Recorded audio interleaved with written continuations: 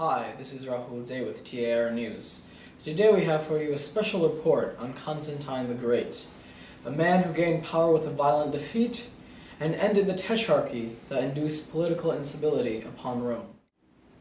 Before the battle, Constantine, who was already sympathetic towards Christianity, is said to have seen in the sky a flaming cross inscribed with the words, "In this sign thou shalt conquer." He adopted the cross, and in this battle was victorious. Maxentius was routed and killed, and Constantine captured Rome and became the first Christian emperor. The battle is regarded as a turning point for Christianity, paving the way for Christianity as a dominant religion in Rome, and ultimately for all of Europe. Emperor Diocletian, when he rose to power in 284, created a form of government that included a tetrarchy. This consisted of two junior emperors called Caesars and two senior emperors called Augusti. The Roman Empire was divided into two. A Caesar and an Augustus would rule over the East Empire, and a Caesar and an Augustus would rule over the West Empire. When either Augustus resigned or died, the Caesar would then replace them and become a new Augustus, and that new Augustus would choose another Caesar as its successor.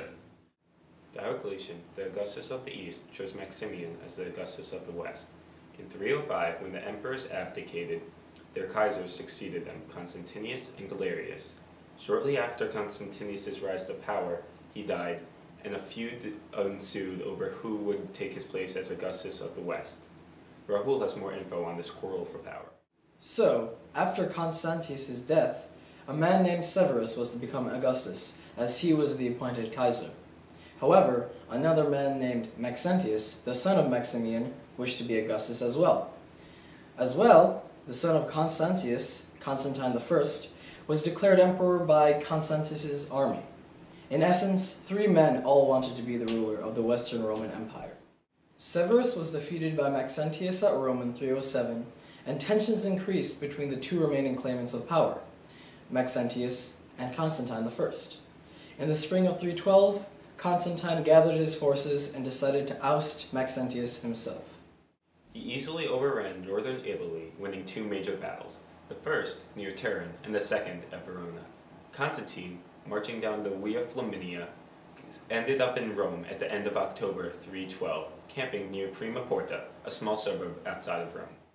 It was expected that Maxentius would remain within Rome and endure a siege, as he had already employed this tactic successfully against the invasions of Severus. He had brought in enough food to prepare the city as well. Surprisingly, however, he met Constantine out in open battle. Maxentius decided to make his stand in front of the Milvian Bridge, which went over the Tiber River, connecting the Via Flaminia to Rome. The two armies clashed, and Constantine won a decisive victory. Maxentius' plans may have been faulty, as his troops were crowded and close to the Tiber, giving them little space to regroup in the event of a retreat.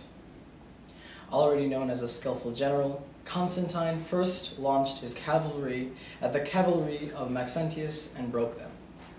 Constantine's infantry then advanced, and most of Maxentius' troops fought well, but they were being pushed back toward the Tiber. Maxentius decided to retreat and make another stand at Rome itself, but there was only one escape route, the bridge. Constantine's men inflicted heavy losses upon the retreating army. The temporary bridge set up adjacent to the Milvian, where many troops were escaping, collapsed. Maxentius was among the men who fell into the river and drowned. On October 29th, Constantine entered Rome, where he was met with popular jubilation. Maxentius' body was fished out of the Tiber and decapitated. His head was paraded throughout the city for all to see. This battle gave Constantine an undisputed control over the western half of the empire, as well as a widespread respect. The long-term effect of this victory was Christianity's rise as the dominant faith in the empire. Constantine is best known for being the first Christian Roman emperor. Although he converted to Christianity and was baptized right before his death, Constantine the Great's encounters with the Christian faith started earlier. In 312, while marching to Rome in the Battle of the Milvian Bridge, Constantine had a vision. This vision commanded him to delineate the heavenly sign on the shields of his soldiers, which he did. One account says that Constantine was marching with his army when he looked up into the sun and saw a cross of light. On this cross were the Latin words, "In hoc signo vinces," which means, "In this sign you shall conquer." Constantine, the next night, had a dream in which Christ told him to use the cross against his enemies. As you know, he won, and he accepted Christianity as his own religion.